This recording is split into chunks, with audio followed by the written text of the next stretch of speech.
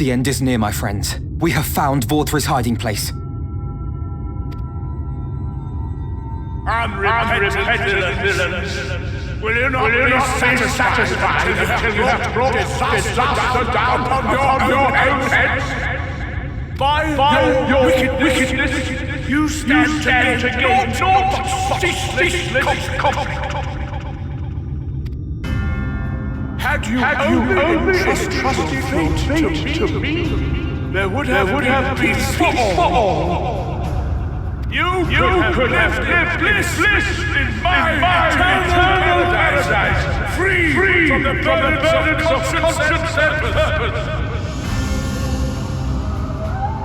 Peace assumes many forms, and I do not doubt that you considered yours well worth the cost. I was even prepared to believe that the end might justify the means. Ignorant as I was, I had hoped that you might mend your ways and join hands with us, that we might strive together for the happiness of all. But no more. Your actions cannot be reconciled with your words. Peace for all, you say? Yet when you were threatened, your first act was to sacrifice your own people in order to save yourself. If your paradise can be rebuilt so long as you alone survive, it exists not for the people. It exists solely for your twisted pleasure. Hear me, Vorthri. The people won't submit to your will, for we each have our own. I made a promise to a noble soul, a woman who saw fit to entrust me with her legacy, and I mean to keep it. Everyone who stands with us has something precious, something that they cherish and would die to protect. They know their own hearts. They know what they want for this world. And by lending their strength to our cause, they have spoken. No matter how hard you may try to bend the world to your will, we will never yield! Silence! Not another word! You presume to lecture me. Insolent worms. You will learn your place. With my true powers awakened, I will expunge you like the filth you are. Your demise will serve as a reminder to all that I am the zenith of mankind and sin eater both, chosen to rule over creation by right of transcendence. My very existence is virtuous. I am perfect, immaculate. He seems disinclined to grant us an audience. Find Vorthri. We will hold the Eaters here. Come! Let's finish this!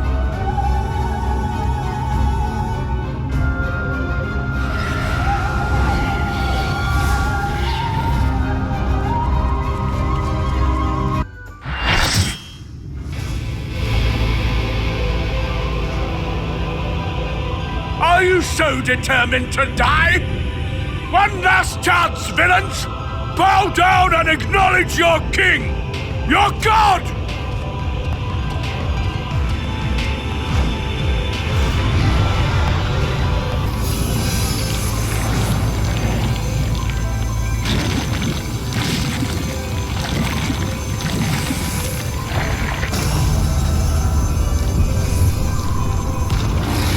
The light surges within me! Ah, such bliss! I see now. This is the passion of my ascension. Very well. I shall embrace this triumph.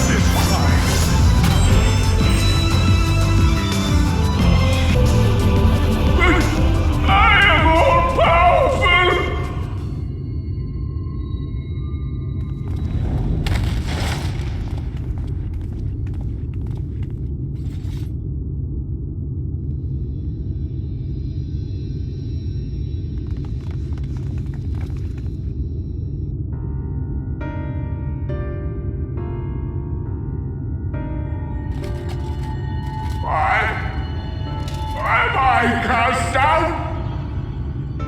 But it is you who are the villains. Father told me that I am hope. I am righteousness. That I am a god. That is why I was born, as man and sin eater both. I kept the people safe. They respected me, worshipped me. How can this be? I should be the one looking down at you.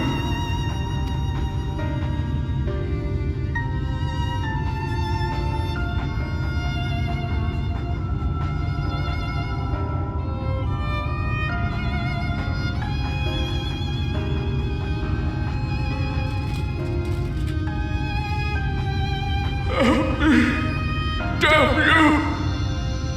I am your god!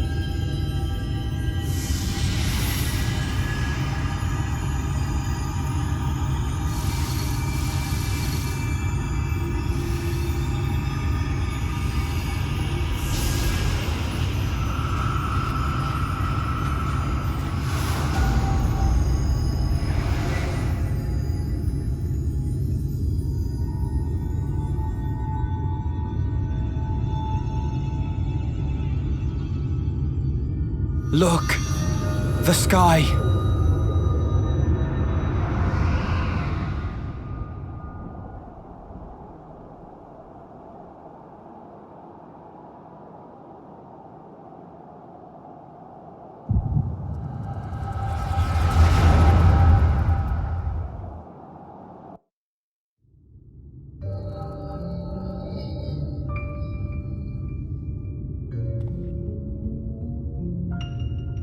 Fools!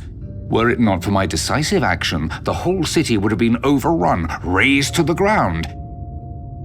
Yet they dare to complain about casualties? Spare me. I'll wager they were put up to it by those wretches who seek to usurp me. They're stirring up the citizenry. But if they think I will yield to the likes of them, they are gravely mistaken. To be subjected to such deplorable treatment, such ingratitude. You have my sympathy, sir. You do so much good for this city, and you could do so much more were you not surrounded by fools.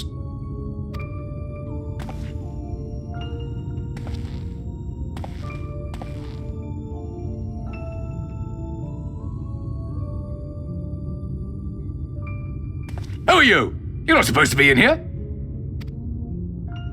My apologies for the intrusion, but I come bearing a proposal, one that will ensure the longevity of your reign.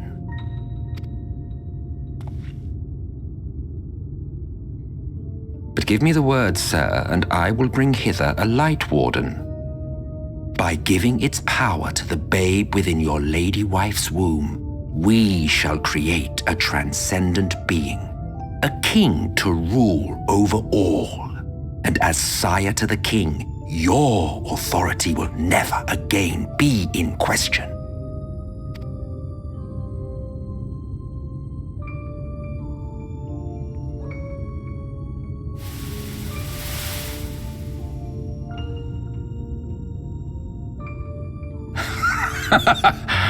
Amazing.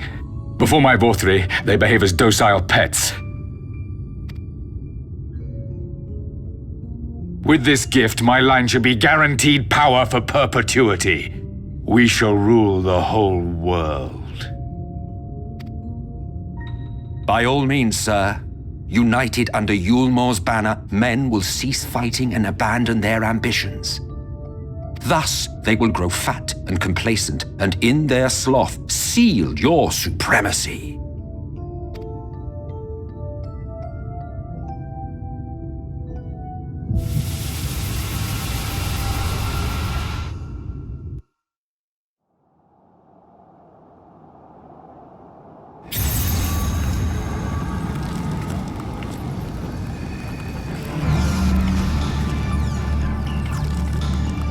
Are you all right?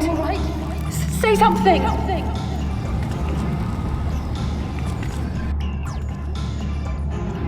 "12 for Fend. She cannot contain the light. She's beginning to turn. Urianger, if you've aught up your sleeve, now is the time."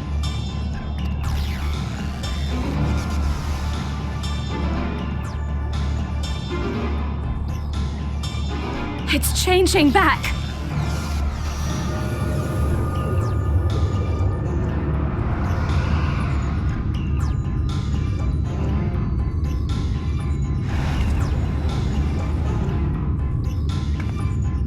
The combined power of every Light Warden is too terrible a burden for any one soul to bear.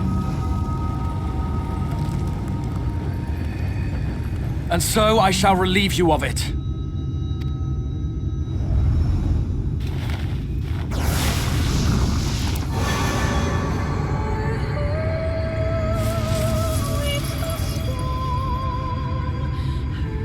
Exarch!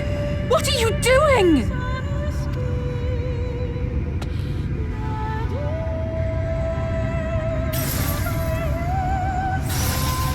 I will channel this profusion of power to the Crystal Tower and use it to travel to other worlds.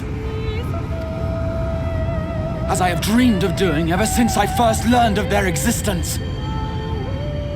Who would choose to remain here in this dying realm when they might go elsewhere and begin anew? Not I. And thus did I use you. No, I don't believe you. It doesn't make sense. Damn you! We won't let you do with her as you please. Do not interfere!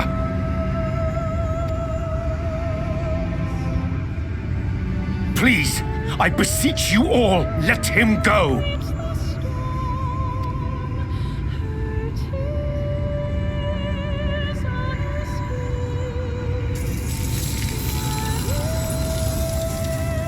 You knew of this, Urianger.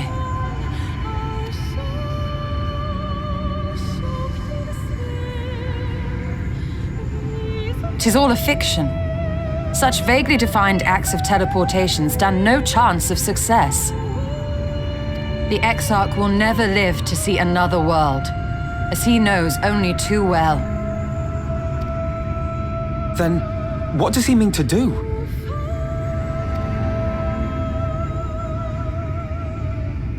He means to take the light with him into the rift, where he will die.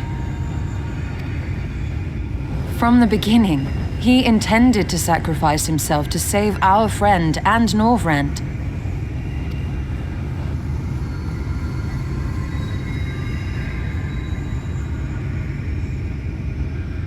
At journey's end, an opportunistic thief makes off with the hero's prize. A paltry way to end a chapter, I concede. Yet your tale will continue, and my role in it will scarcely be remembered.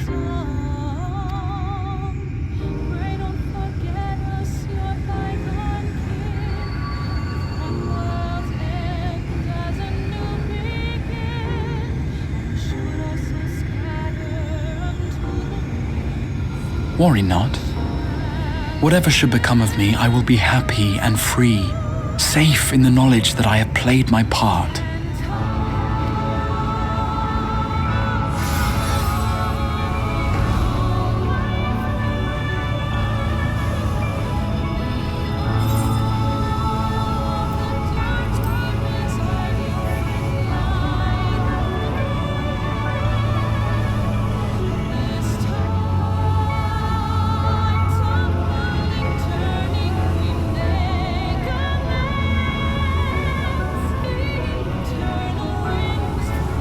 Thank you for fighting for this world, for believing.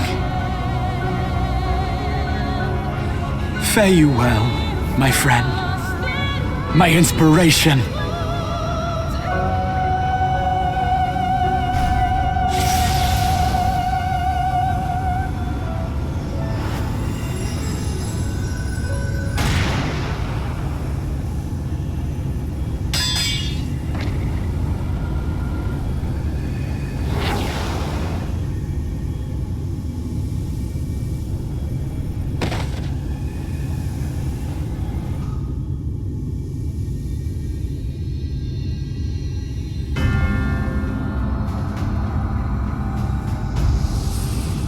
Only those who possess the royal eye of the Allagan Imperial line are capable of controlling the Crystal Tower. Such individuals do not exist in the First. Therefore, in all likelihood, the Exarch arrived here with the tower. This much I had surmised, yet I could not discern his grand scheme. To think that he went through all this trouble for the sake of a single hero. It's almost admirable in its absurdity. Alas, it is not your grand scheme that will succeed, but ours. You bastard! Stay put. Your friend is still alive, but whether he remains so depends on you.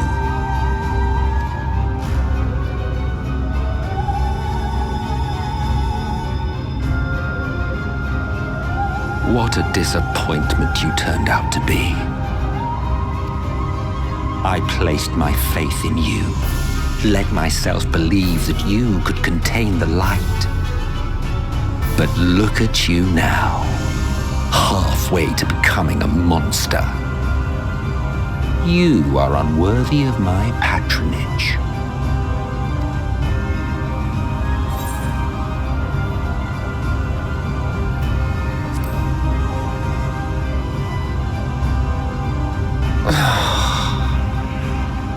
I am an Ascian.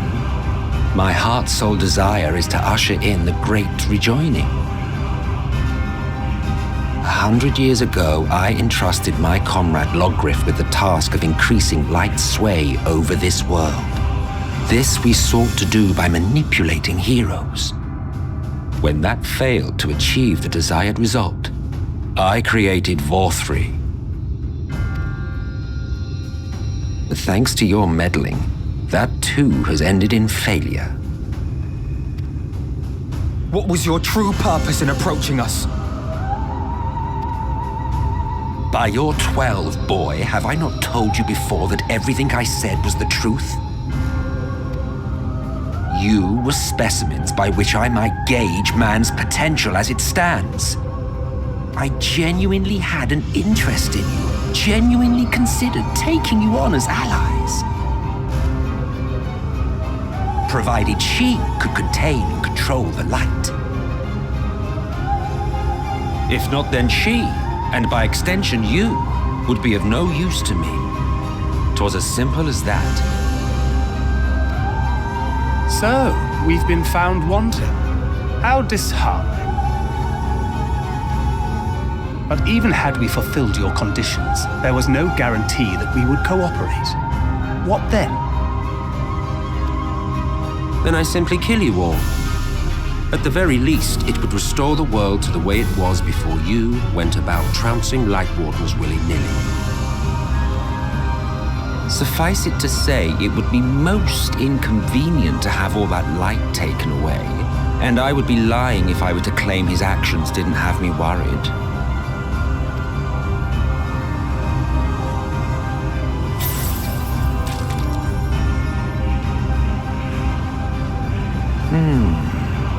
You still retain your form and your senses, but you have all but become a Sin Eater. Whether you will it or no, your mere existence will serve to engulf the world in light. Those in your company will likewise turn into Sin Eaters And in time, you will succumb to your base instincts and hunt innocents to feast on their sweet, sweet ether. Those few with the will left to fight may rise up against you, but before your absolute might, they will quickly know despair. There is no hope. We are finished. Mankind is finished. Ah, the irony. What 4-3 achieved through bliss, you achieved through despair. But I have overstayed my welcome. I shall look forward to seeing you bring the world to its knees, hero.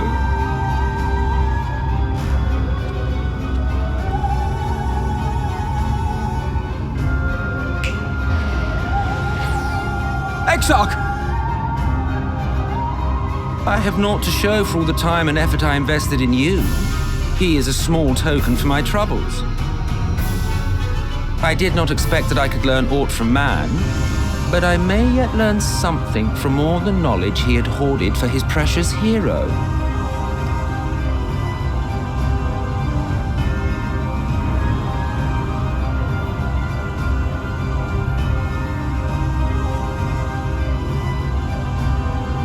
I pity you, I do.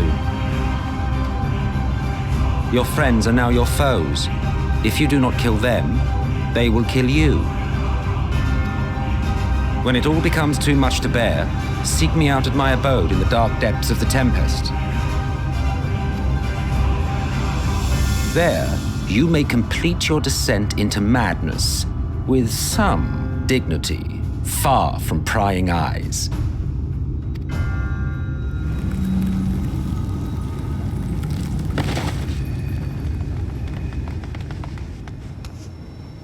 Till then, I bid you farewell. Eater.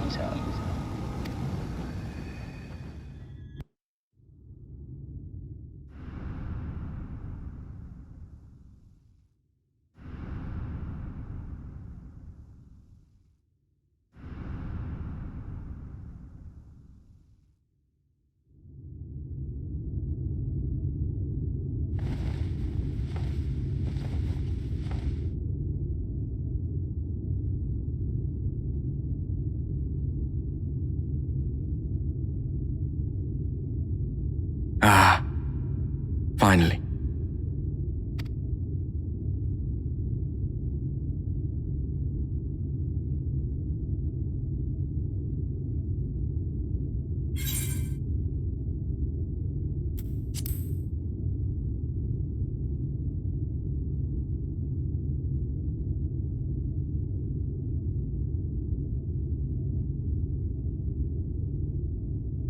After you collapsed, Emmet's self vanished. Then Reen did what she could to stay the raging of the light within your body. Thanks to her, you're still you, but she's only delayed the inevitable.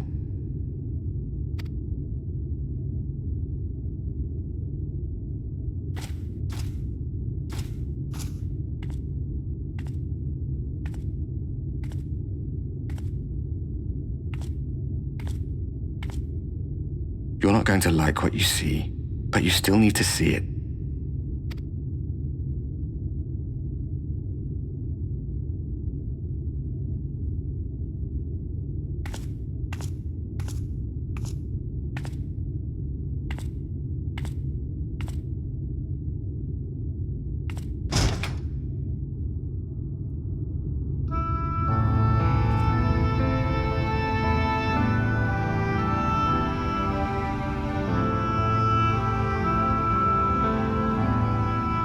It's like this all over. The whole of Norvrad is shrouded in light again. And it's because of you, and the power you absorb from the Wardens.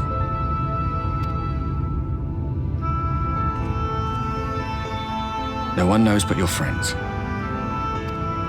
When they carried you down from the mountain, they told everyone waiting below that they didn't understand why the light had returned.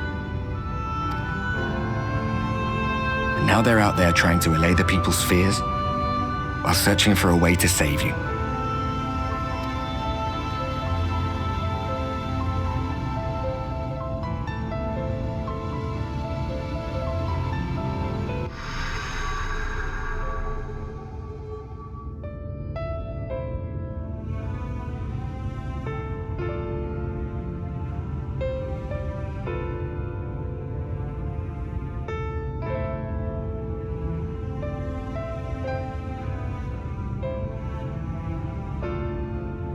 If you're well enough to be up, you're well enough to get some fresh air.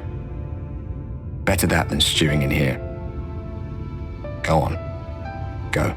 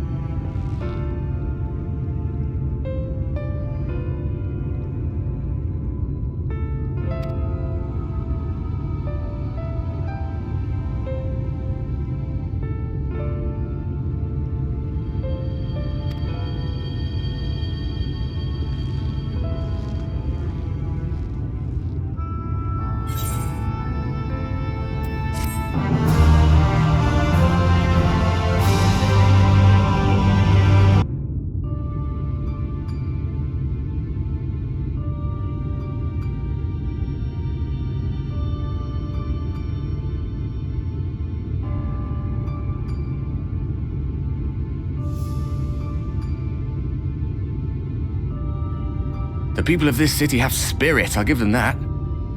They've not lost the will to fight.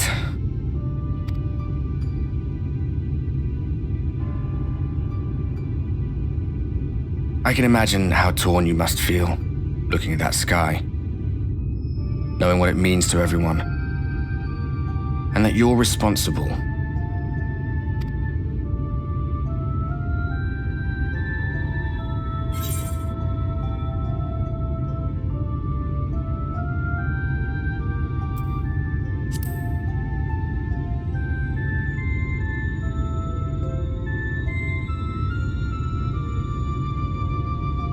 If you're thinking of coming clean, don't.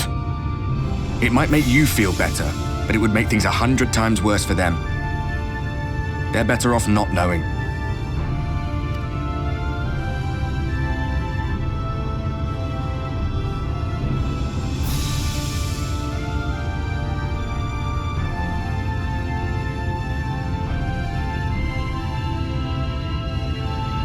You're in a corner, and there doesn't seem to be any obvious way out.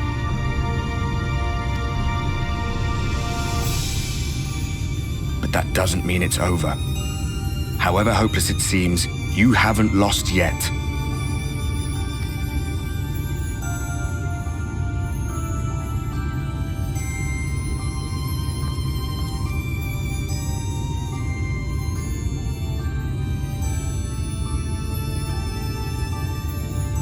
I remember looking up at the sky like this before. Being caught up in a strange kind of calm. It was after we realized we were responsible for the flood.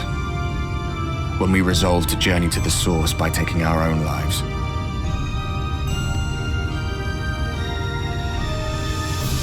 One last sacrifice.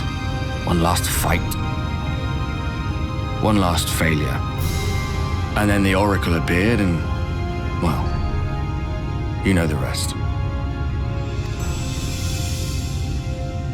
There were times in the years and decades that followed when I wondered if we might not have been better off just letting the rejoining happen.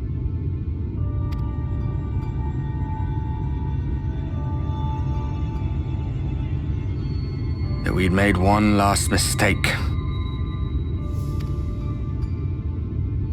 But seeing that giant Talos stir to life cured me of any doubts I still had.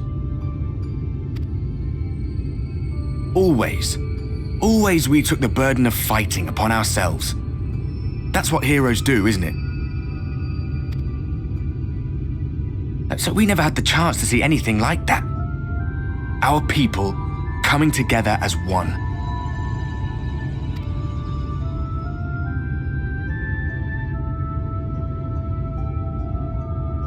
To think that their hope still burned so bright. That they were still so eager to live, they would lift up their fellows, one on top of the other, till they reached the sky. No. We made the right decision. And I can finally feel proud of the part we played in helping this world survive.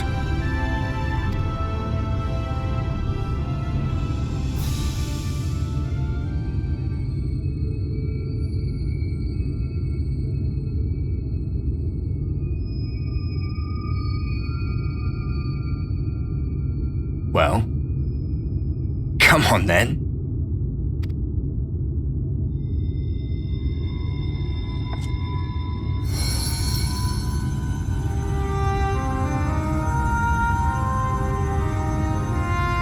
As I thought, what happened between us was no coincidence. My story may be finished, but the fates have gifted me a minor role in yours.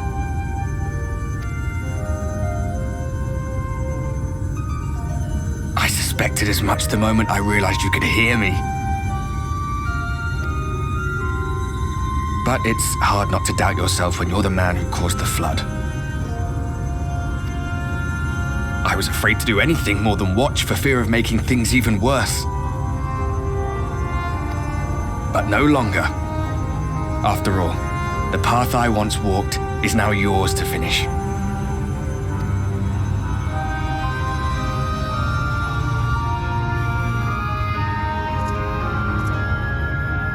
For what it's worth, I cast my lot with yours.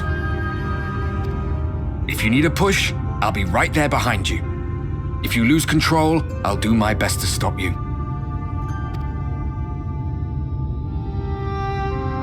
So, let us be about it, hero.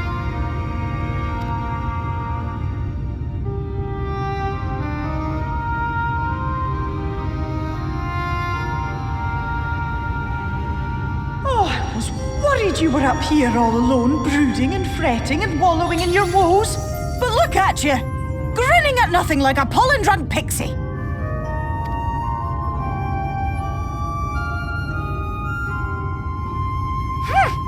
Look at what you've done to your ether.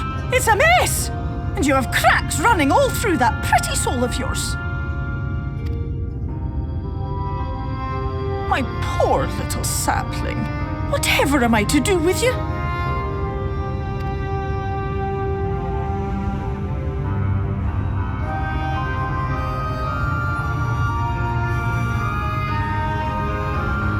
Shall I yield up my throne? You could claim it, cut ties with the mortal world, hide away in the castle.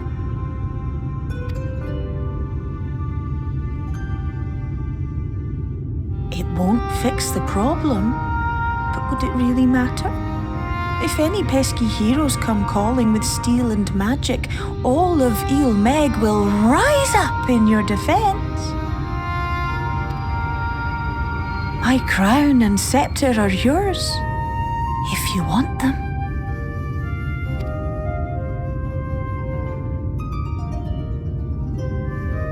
What? Don't give me that look. Of course I knew before I asked that you'd never ever heed such a wicked suggestion. And besides, what would become of my precious and ephemeral flower?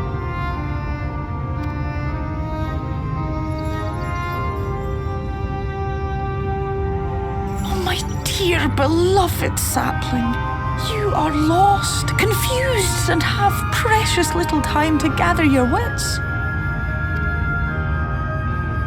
Your kind is always so preoccupied with what lies ahead, and so we muddle your vision with fog and glamour. But such trickery is easy to see through. Stand very, very still. Think not of where you need to go, but where you are right now at this moment, at this time, in this place.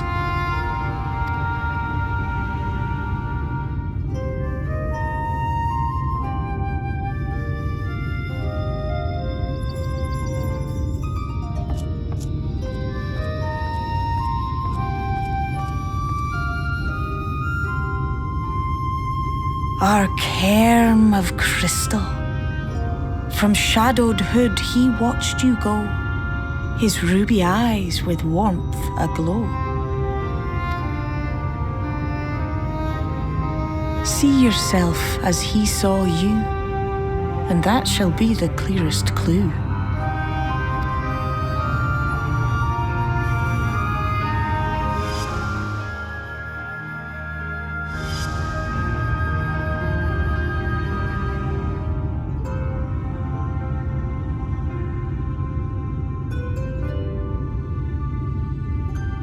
You stand in his garden, dear sapling. Ask his flowers what they know, and you will surely find an answer. But what will you do with it, I wonder? I'll be watching and waiting, waiting and watching.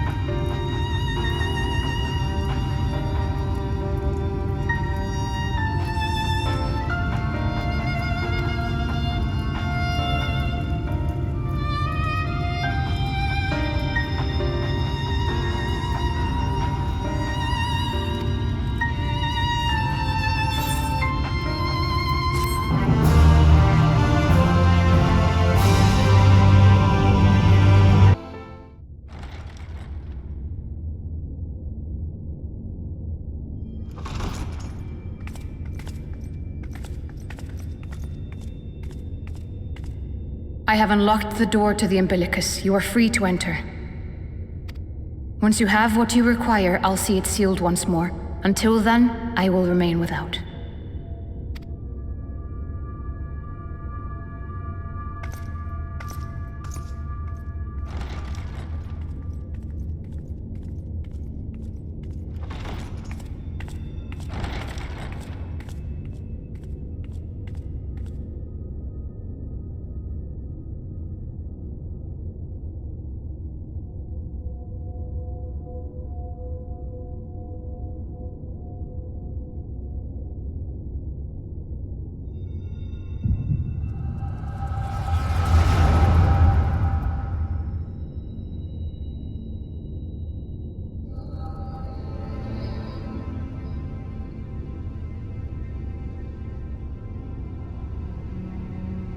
A moment to collect my thoughts, I prithee.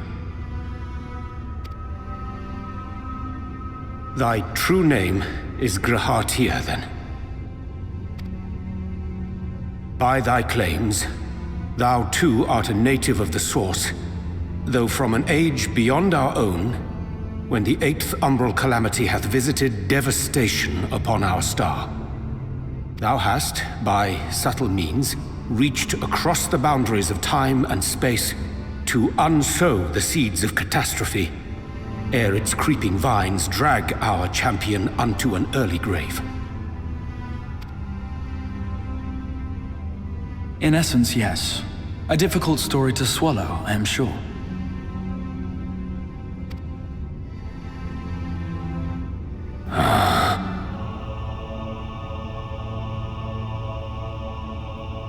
I doubt not the veracity of thy words, not the account of thy coming, nor that of the fated calamity.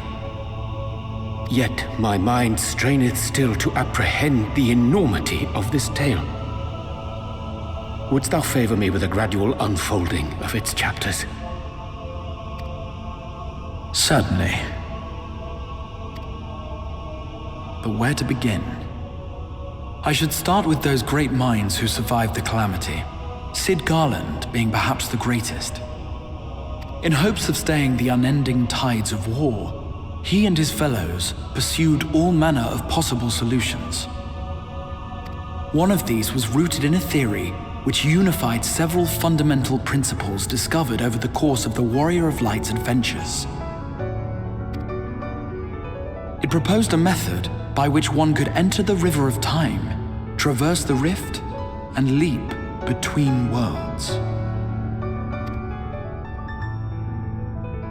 Perfecting that idea, however, was a work which consumed their lifetimes, and thus was it left to future generations to decide whether theory would be put into practice.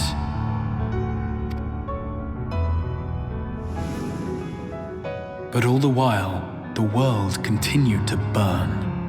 Hope was a feeble outpost, beset on all sides by thievery and misery and murder. People cried out in despair, "There is no hope, we are finished.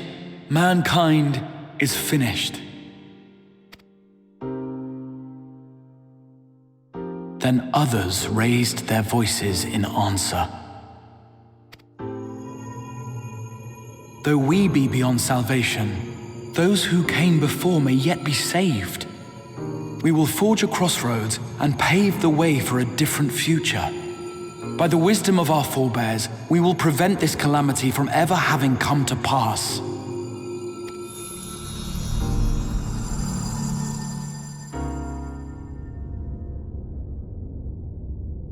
The fighting went on unabated, but some few took up Sid's research and labored to realize those impossible ideas. After 2 centuries of labor, their descendants finally succeeded in awakening the Crystal Tower, an integral part of the process, and, in doing so, roused its caretaker, me.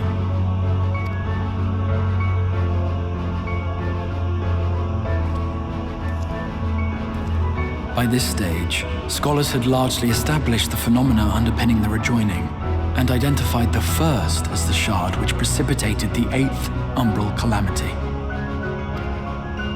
This grand structure was already capable of storing the energies required to attempt the translocation.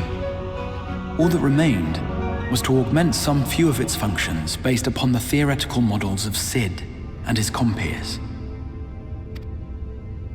And by means of such technologies didst thou effect thine arrival in the first, to an age before this star had joined with the Source.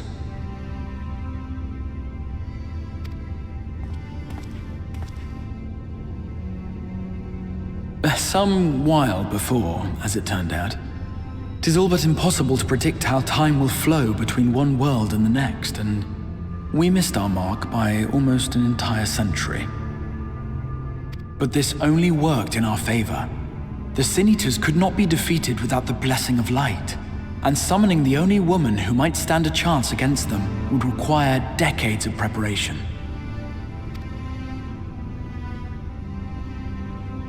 An undertaking of scarce credible endurance.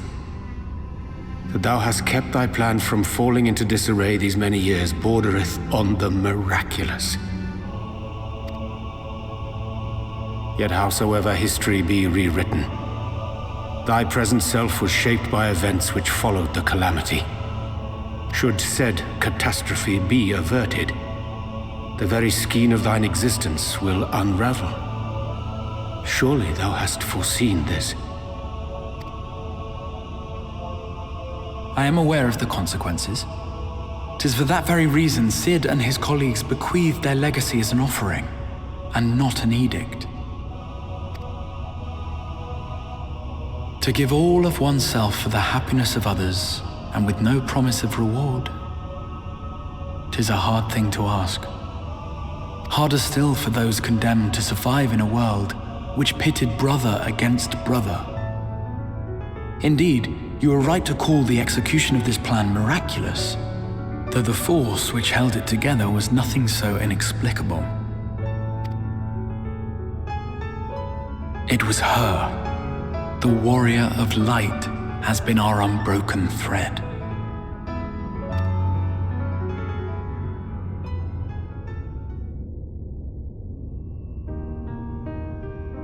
Where others would stumble and fall, she would rise above. Where others would break and run, she would carry on. The warrior of light's tale is one of unyielding bravery. To tell it was to feel courage. To hear it was to feel hope. It was a breath of inspiration in an age of suffocating shadow.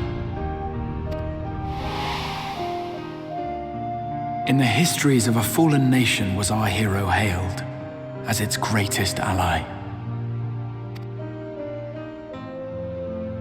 In the time-worn pages of a noble's memoirs were her deeds joyously retold. For many, these stories were the flame which warmed them through the coldest of nights.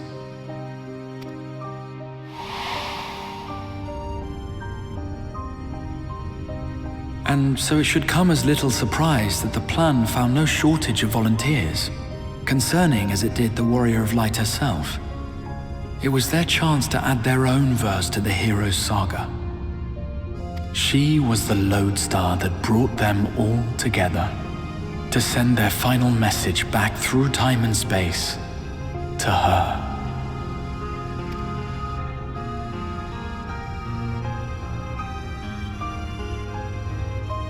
The light of your legacy was our torch in the darkness. Burn bright again and live.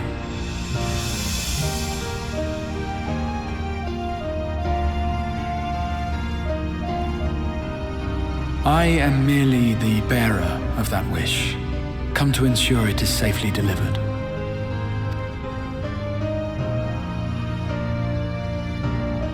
Wherefore sharest thou this burden with me and no other? What wouldst thou have me say? That you will be my accomplice? 'Twas you yourself who convinced me of your suitability when you spoke of how you learned of the Flood and of your part in arranging Minfilia's journey to the First. Your actions showed uncommon resolve. It was clear you were committed to the cause of saving this world. I knew I could trust you to choose the right path forward, even if that choice came with a heavy price.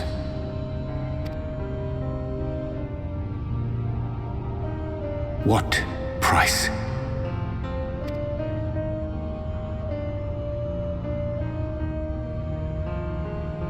When all is said and done, and the last of the Light Wardens lies slain, I will absorb their corrupted ether, and then I will die.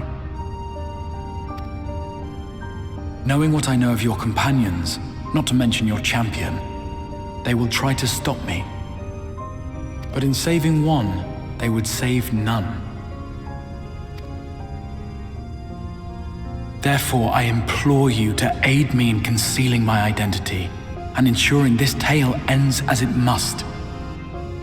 To this end, I would have you take what I have told you of the Calamity and make of it a portent, a prophetic vision you beheld in the swirling chaos of the Rift.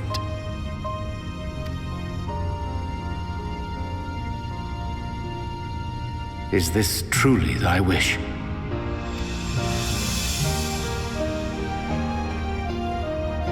History remembered the Warrior of Light, as I knew it would, and I will suffer no other to rescue the champion whose star has charted my course.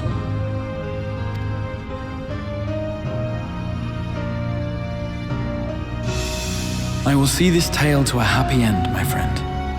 There has been enough tragedy.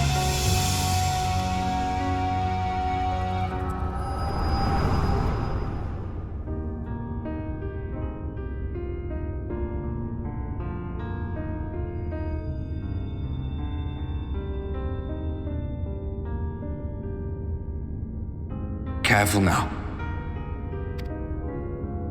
If you lose control again, the light could claim you for good. Although it's probably only a matter of time before you succumb to the change in any case.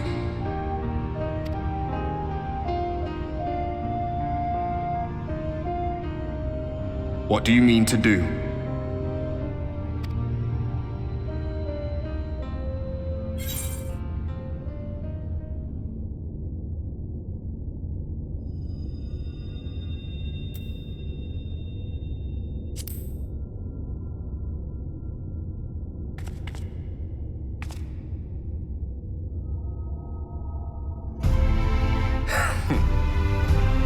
We should be on our way. Diassian mentioned the Tempest, did he not? That's the stormy seas around Calusia to you. His lair must be down there somewhere, hidden beneath the waves.